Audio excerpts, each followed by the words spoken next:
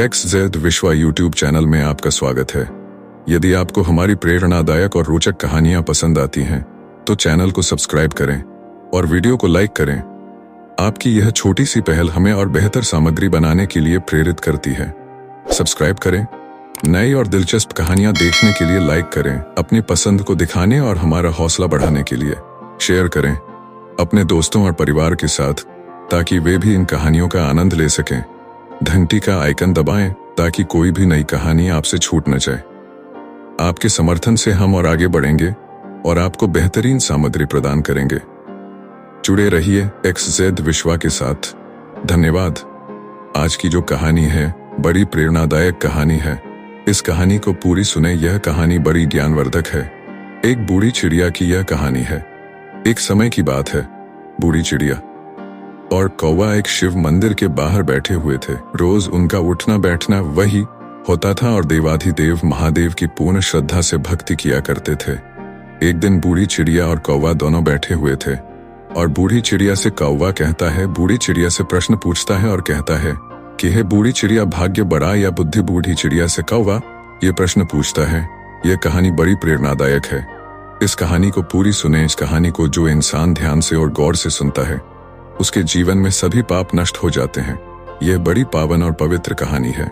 यह कहानी बहुत प्राचीन कहानी है, इसलिए इस कहानी को जरूर सुने। बूढ़ी चिड़िया कौवे से कहती है कि आपके इन प्रश्नों के उत्तर आपको एक कहानी के माध्यम से मिलेंगे। बूढ़ी चिड़िया कहती है कि तुम शांत चित्त मन होकर के बैठ जाओ, मैं तुम्हें कहानी सुनाता हूँ। इस कहानी को आप गौर से सुनिए। आपके इस प्रश्न के उत्तर आपको इसी कहानी में मिलेंगे। कौवा कहता है कि ठीक है। कौवा शांत चितवन होकर के बैठ जाता है और अपने दोनों कानों को बूढ़ी चिड़िया की हर बात पर लगाता है और बड़े गौर से और बड़े ध्यान से इस कहानी को कौवा सुनता है। बूढ़ी चिड़िया कहानी शुरू करती है और बूढ़ी चिड़िया कहती है कि कौवा, प्राचीन समय की बात है कि एक बार ब्रह्मा जी का दरबार लगा हुआ था। सभी देवता गण दरबार में बैठे हुए थे। भाग्य और बुद्धि भी वही थे। ब्रह्मा जी के दरबार में बैठे हुए बात करते करते भाग्य और बुद्धि की नोक-झोंक शुरू हो जाती है। जब यह बहस काफी बढ़ जाती है तो भाग्य कहता है कि जो काम मैं करता हूँ उसे यह बुद्धि नहीं कर सकती। बुद्धि बोली, मूर्ख मत बनो, जब मैं किसी का साथ छोड़ देती हूँ तो वह आदमी पागल हो जाता, मृत्यु को प्राप्त हो जाता है। तुम कितना भी उसका साथ दे दो, लेकिन वह मेरे बिना कुछ नहीं कर सकता। भाग्य बोला, अरे मूर्ख बुद्धि, तुम नहीं जानती कि जिसका साथ मैं छोड़ देता हूँ, तुम कितनी ही उसके साथ रहो, उसका भला कैसे हो सकता है? जब मैं यानी उसका भाग्य ही उसके साथ नहीं रहूंगा तो क्या वह भाग्यवान हो जाएगा या धनवान हो जाएगा? नहीं, ऐसा कदापि नहीं हो सकता। भगवान ब्रह्मा के दरबार में दोनों में ऐसे ही वाद विवाद बढ़ता गया। दोनों एक दूसरे से झगड़ने लगे। बुद्धि कहने लगी कि मैं बड़ी हूं और मैं ही श्रेष्ठ हूं। भाग्य कहने लगा कि नहीं, तुम मुझसे बड़ी कैसे हो सकती हो? मैं बड़ा हूं और मैं ही श्रेष्ठ हूं। तभी ब्रह्मदेव ने दोनों में ऐसे बहस होते हुए देखी और मन ही मन सोचा कि भाग्य और बुद्धि दोनों महान देवता हैं। दोनों इस दुनिया के शक्तिशाली और प्रभावशाली देव हैं और ये दोनों आपस में इस तरह से झगड़ा कर रहे हैं जो ठीक नहीं है। इनका फैसला तो मुझे ही करना होगा। ब्रह्मदेव ने बुद्धि और भाग्य से पूछा कि तुम दोनों झगड़ क्यों रहे हो? भाग्य कहने लगा कि ब्रह्मदेव, मैं जिस मनुष्य का साथ छोड़ देता हूँ वह मनुष्य क्या कर सकता है? वह तो अपना सारा जीवन गरीबी और दरिद्रता में गुजारे, जिस कारण वह अपने जीवन में कभी भी खुश नहीं रह सकता। इतना सुनते ही बुद्धि बोल उठी कि नहीं ब्रह्मदेव, भाग्य झूठ कह रहा है। जब मैं किसी का साथ छोड़ देती हूँ तो भाग्य चाहे उस मनुष्य का जितना भी साथ दे, वह मैं कुछ नहीं कर सकता। बुद्धिहीन मनुष्य तो मृतक के समान होता है। भगवान ब्रह्मा ने दोनों की बात को ध्यान से सुना। इन दोनों की बात सुनकर ब्रह्मदेव मन ही मन सोचने लगे कि इन दोनों की समस्या तो बहुत गंभीर है। इस समस्या का फैसला कैसे किया जाए? उसके बाद ब्रह्मदेव ने उन दोनों से कहा, ऐसे पता नहीं चलेगा, परीक्षण कीजिए। भाग्य देव, आप अपने भाग्य का परीक्षण कीजिए और बुद्धि देव, आप अपनी बुद्धि का परीक्षण कीजिए। इसका प्रयोग करके बताइए कि तुम दोनों में से कौन बड़ा और श्रेष्ठ है। भाग्य देव बोला कि ब्रह्मदेव, जैसा आपका आदेश होगा मैं उसी का पालन करूंगा, लेकिन आप मेरी बात मान ले कि बुद्धि कभी भी मुझसे बड़ी नहीं हो सकती। ब्रह्मदेव ने कहा कि आप मृत्यु लोक को ध्यान से देखिए। ब्रह्मदेव ने भाग्य देव और बुद्धि को मृत्यु लोक दिखाया। मृत्यु लोक दिखाकर कहने लगे कि देखो, इस जंगल में एक गरीब बुढ़िया और उसका इकलौता 20 वर्ष का बेटा झोपड़ी डालकर रहते हैं। वह बहुत ही गरीब है।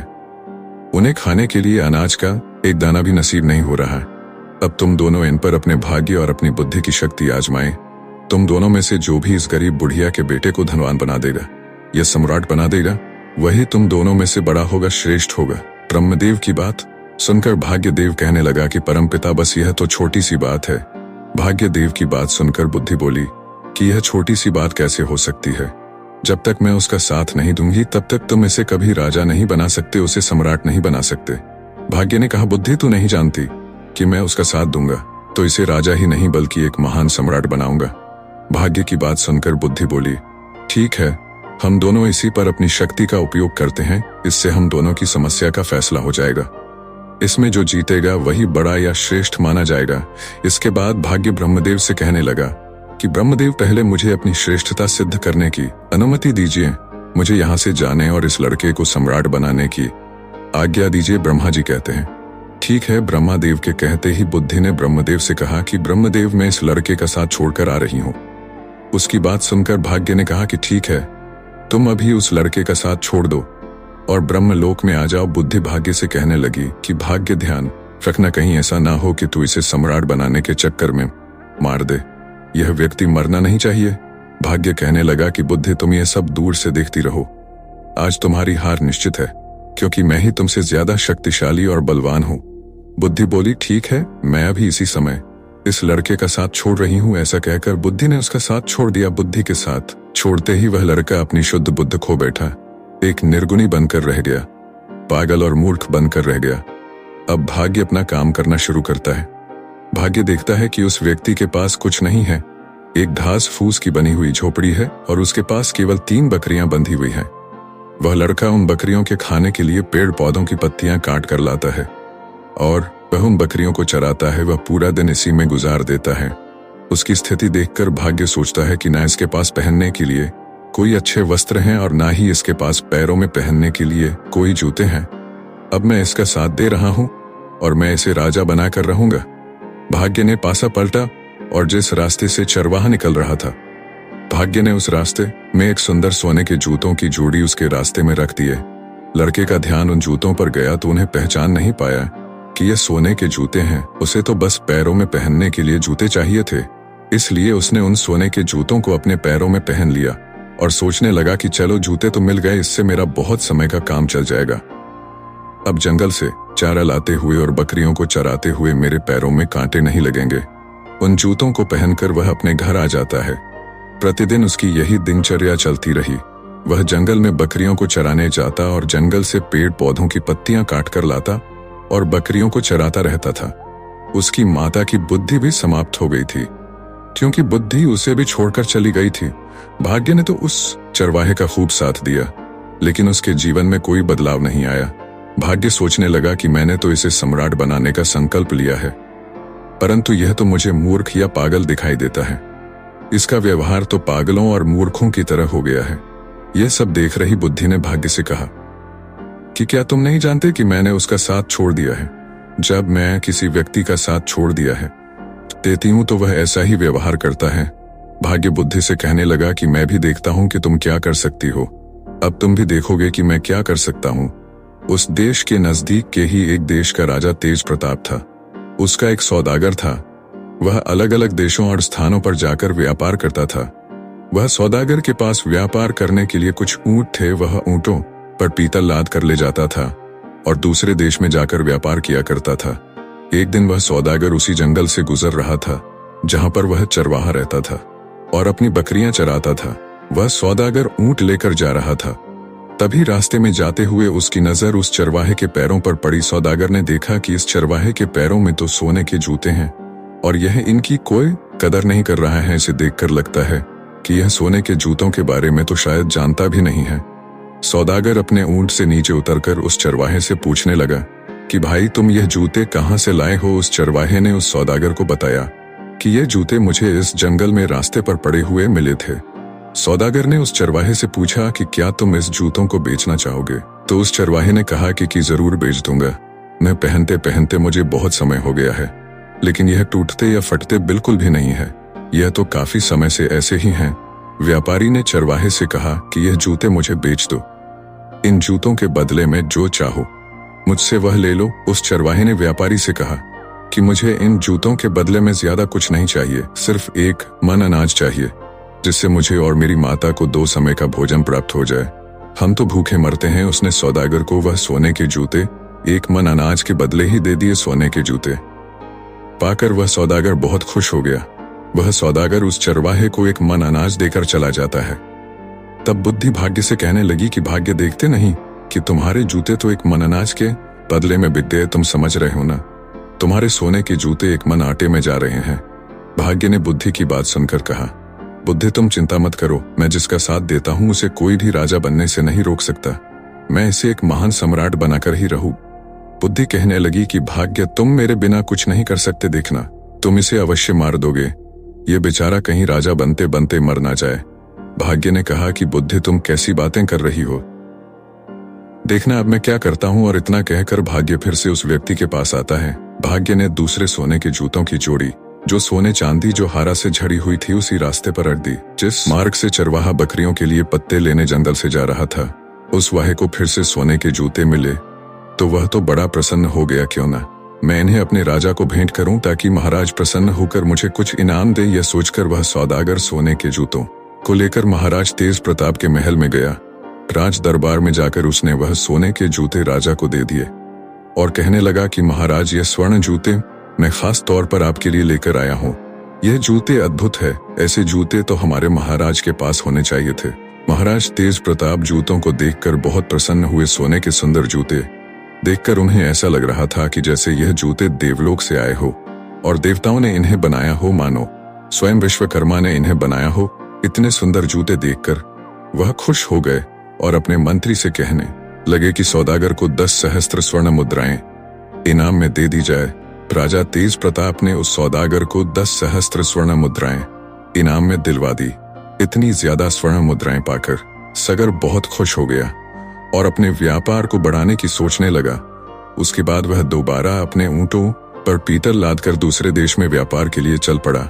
वह सौदागर अपने व्यापार के लिए उसी जंगल से होते हुए जाता था जहां वह चरवाहा अपने पशुओं को चराता था और अपनी माता के साथ रहता था। इस बार भी उसी जगह से जा रहा था और संजोगवश चरवाहा भी वहीं पर अपनी बकरियों को चरा रहा था। जंगल में अपने सामने उस चरवाहे को दोबारा देखकर वह सौदागर खुश हो गया और उसने फिर से उस चरवाहे के पैरों की ओर देखा। उसके पैरों में दूसरे जोड़ी स्वर्ण जूते देखकर उसने सोचा, इसके पास तो और सोने के जूते आ गए, ना जाने यह कहां से ऐसे जूते लेकर आता है।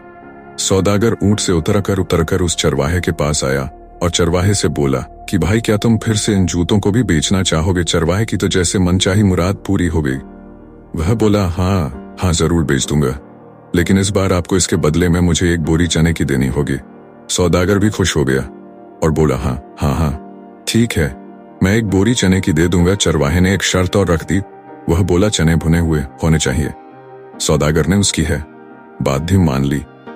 1 बोरी भुने हुए चने की उसको दे दी। वह उससे सोने के जूते की दूसरी जोड़ी भी लेकर आगे चला गया। अब सौदागर के मन में यह विचार आने लगा कि पहले 1 जोड़ी जूते जो मैंने महाराज को भेंट किए थे, उसके बदले महाराज ने मुझे 10 सहस्त्र स्वर्ण मुद्राएं दी थी।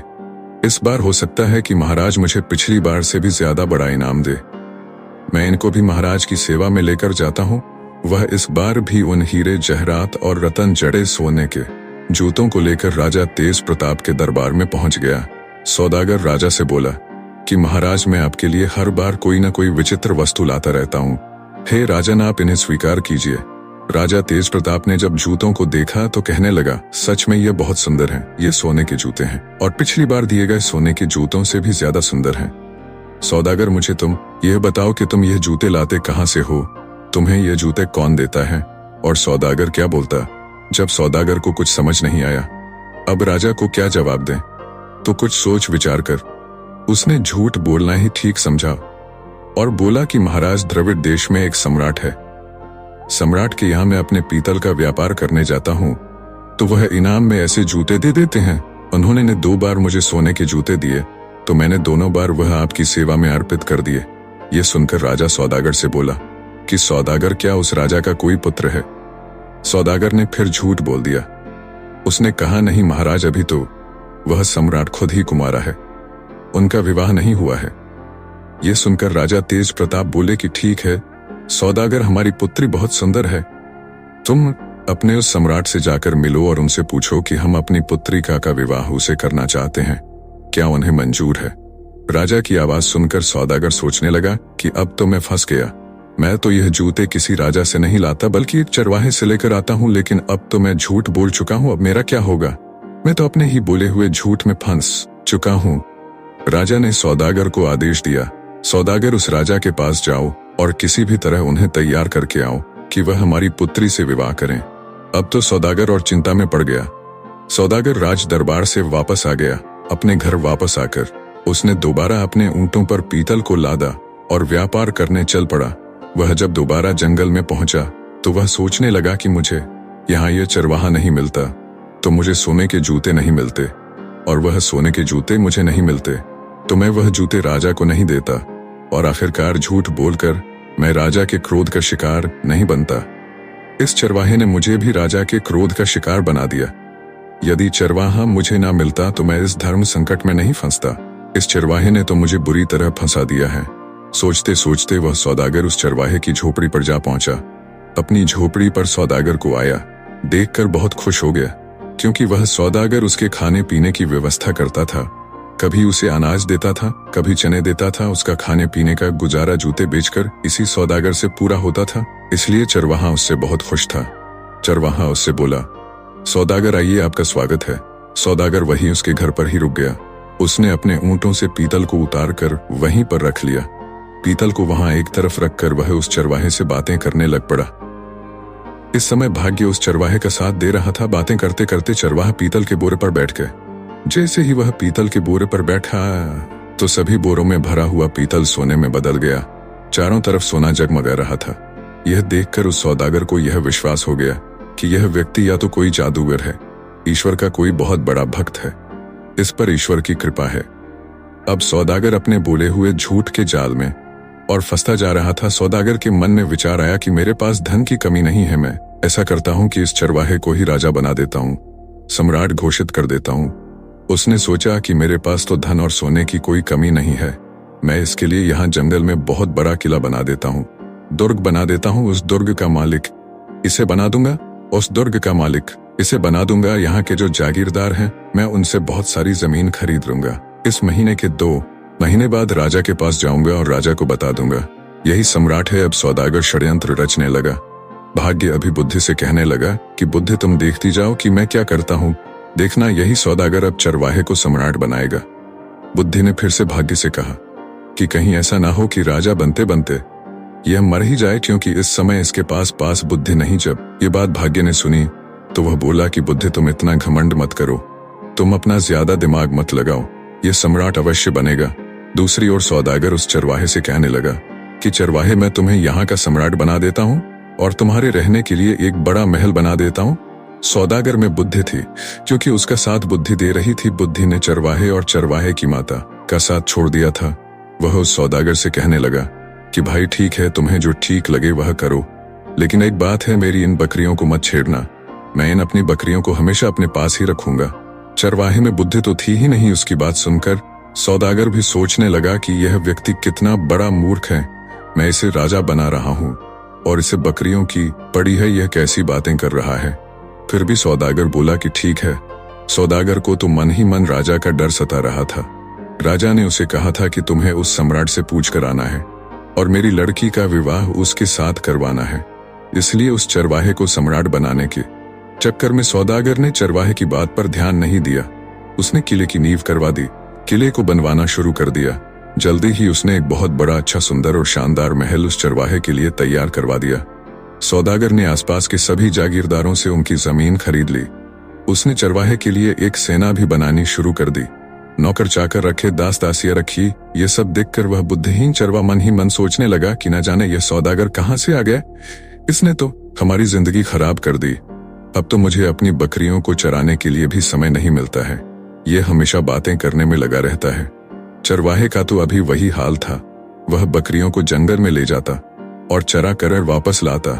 सौदागर ने उस चरवाहे के लिए राजसी वस्त्र सिलवाए, उसके शीश पर मुकुट रखा, लेकिन चरवाहे ने अपना स्वभाव नहीं बदला। चरवाहा सौदागर से कहने लगा कि तुम्हें जो भी ठीक लग वह करो, परंतु मेरी बकरियां कहीं नहीं जानी चाहिए। अगर मेरी बकरियां चली गई तो मैं तुम्हें जीवित नहीं छोड़ूंगा। तुमने इतनी भीड़ को इकट्ठा कर लिया है, हमारा जीवन खराब कर दिया है। सौदागर कहने लगा कि अरे चरवाहे, मैंने तो तुम्हें राजा बना दिया है, मैं तुम्हारा मंत्री बनूंगा। लेकिन उस चरवाहे की समझ में यह सब कुछ नहीं आ रहा था। दोस्तों, अब भाग्य बुद्धि से कहने लगा, बुद्धि देखो, मैंने इस चरवाहे को राजा बना दिया है, अब यह एक किले का मालिक बन चुका है। बुद्धि कहने लगी, अरे भाग्य, तुम क्यों झूठ बोल रहे हो? यहाँ बैठे हुए समस्त देवता इस बात का फैसला करेंगे कि तुमने इसे राजा बना दिया या नहीं, या यह अब भी वही चरवाहा है। दोस्तों, अब ब्रह्मदेव कहने लगे कि भाग्य, इस चरवाहे में तो अभी तक कोई परिवर्तन नहीं हुआ है, यह तो अब भी वही चरवाहे का चरवाहा है, अभी तुम जीते नहीं हो। अब तो बुद्धि बोलने लगी कि ब्रह्मदेव, ऐसा होगा ही नहीं, क्योंकि जब तक मैं चरवाहे का साथ नहीं दूंगी तब तक चरवाहा राजा तो बनेगा ही नहीं, बल्कि उसके प्राण भी संकट में आ जाएंगे। यह मूर्खता करेगा और मारा जाएगा। परंतु भाग्य बोला, बुद्धि,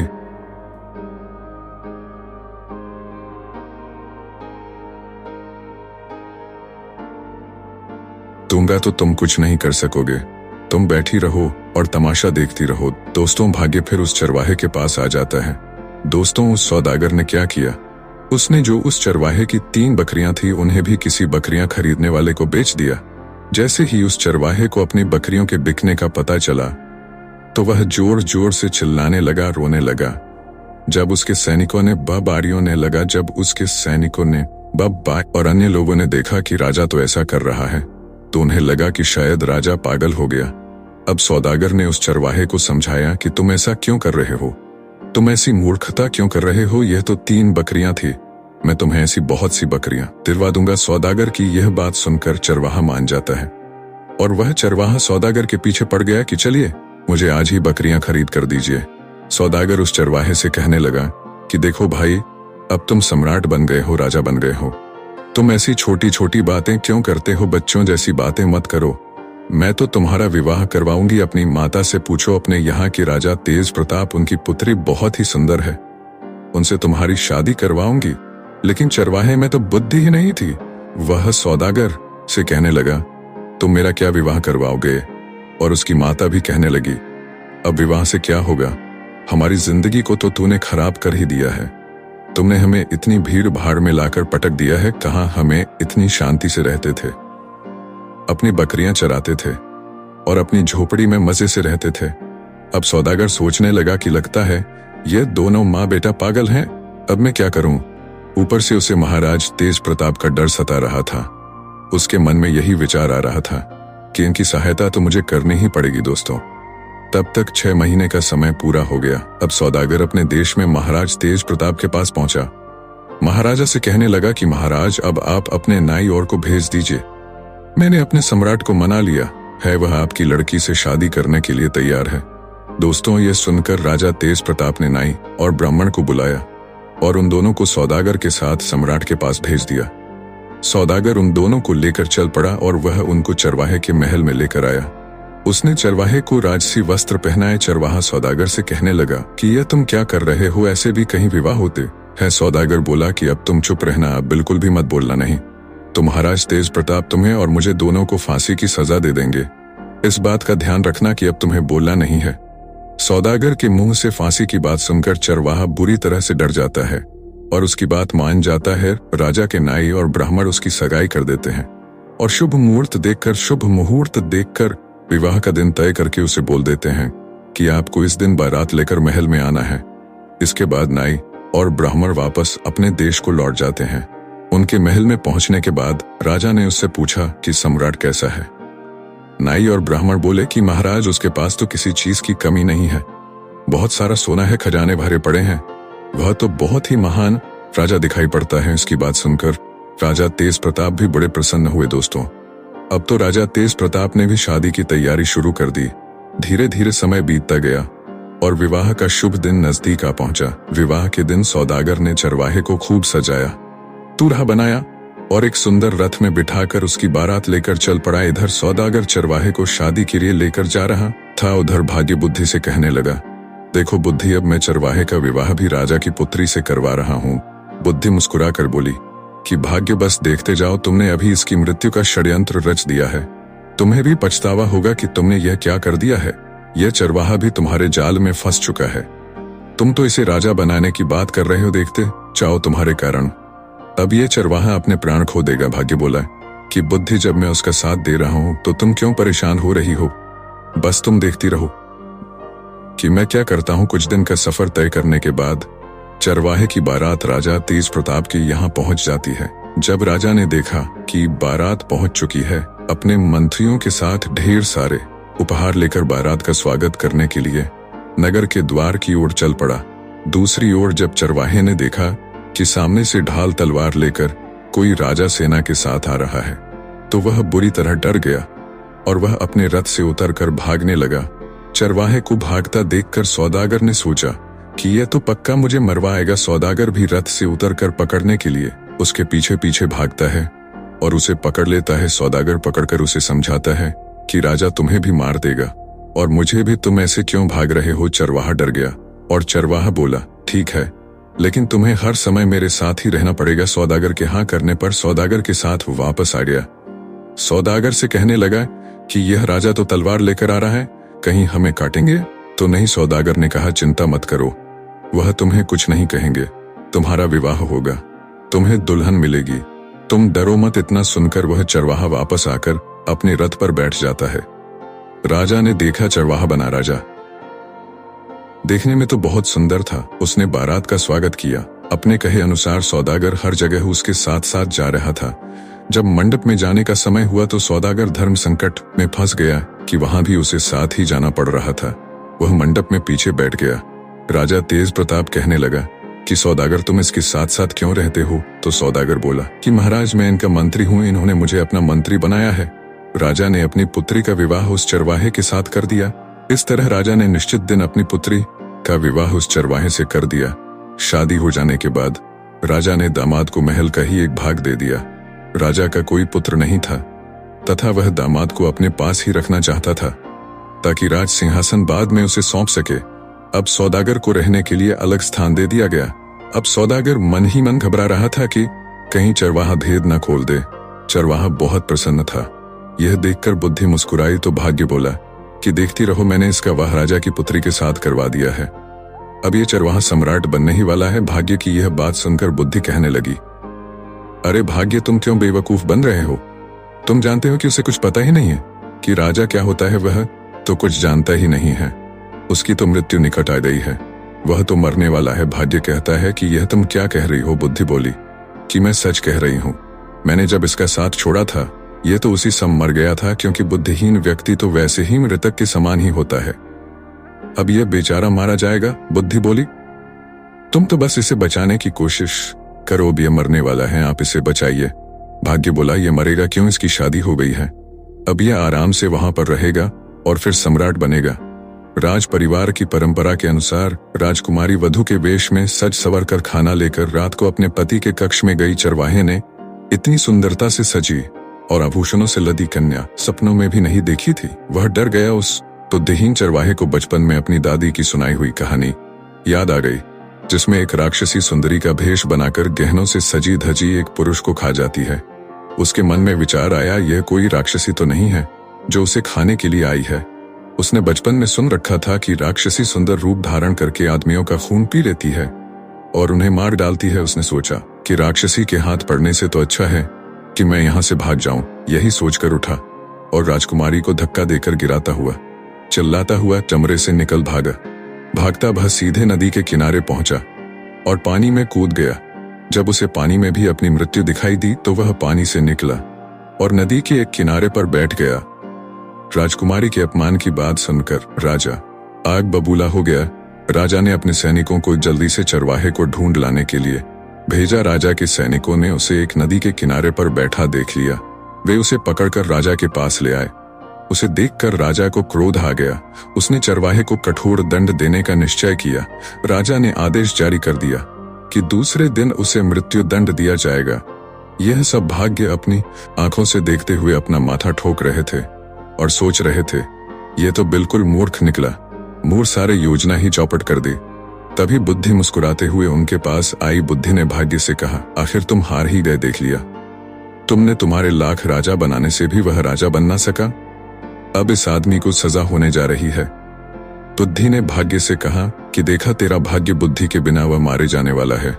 बोलो क्या कहते हो? निराश होकर भाग्य बोला, अगर तुम इस आदमी को बचा लो तो मैं हार मान लूंगा। बुद्धि ने हंसकर कहा कि तो ठीक है, अब मेरा कमाल देखो, देखो मैं इसे कैसे बचाती हूं। इतना कहकर बुद्धि ने चरवाहे में प्रवेश किया। जैसे ही बुद्धि ने चरवाहे में प्रवेश किया, चरवाहा अपने बचाव की नई नई तरकीब सोचने लगा। दूसरे दिन जब चरवाहे को मृत्यु दंड के लिए राजा के सामने पेश किया गया तो चरवाहा बोला, महाराज आप मेरे ससुर हैं, क्या मैं आपसे पूछ सकता हूं कि आप किस अपराध में मुझे मृत्यु दंड देने चले हैं? राजा बोला कि तुमने मेरी पुत्री का तिरस्कार करके मेरा घोर अपमान किया है, इसका तुम्हें दंड दिया जाएगा। तब चरवाहा बोला, राजन मेरे कुल में मान्यता है कि विवाह के पश्चात पहली रात को यदि वर वधु की जानकारी में कोई व्यक्ति नदी में डूब मरे तो वधु विधवा हो जाती है या संतानहीन रह जाती है। जब आपकी पुत्री कमरे में आई तभी नदी की ओर से बचाओ बचाओ चिल्लाने की आवाज मेरे कानों में पड़ी। मैं अपने आप को रोक न सका और तुरंत उठकर डूबने वाले को बचाने के लिए नदी पर चला गया था। अगर यह मेरा दोष है तो आप मुझे अवश्य दंड दे। चरवाहे की बात सुनकर बहुत प्रसन्न हुआ और उठकर चरवाहे को गले से लगा लिया। वह बोला कि हमारे बाद तुम ही इस देश के राजा बनोगे। पिता पुत्री ने लज्जित होकर अपने असभ्य व्यवहार के लिए माफी मांगी और फिर तीनों खुशी खुशी महल के अंदर चले गए। उधर ब्रह्मा के दरबार में बुद्धि और भाग्य का फैसला हो चुका था। समस्त देवता बुद्धि की जय जयकार करने में लगे थे। वह कहने लगे कि भाग्य तुम कुछ नहीं कर सकते, जिसका साथ बुद्धि नहीं देगी वह कुछ नहीं कर सकता। बुद्धि ने मुस्कुराकर भाग्य की ओर देखा।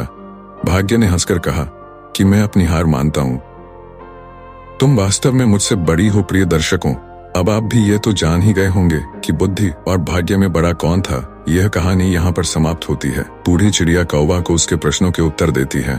हम उम्मीद करते हैं कि इन प्रश्नों के उत्तर आपको भी मिल रहे होंगे।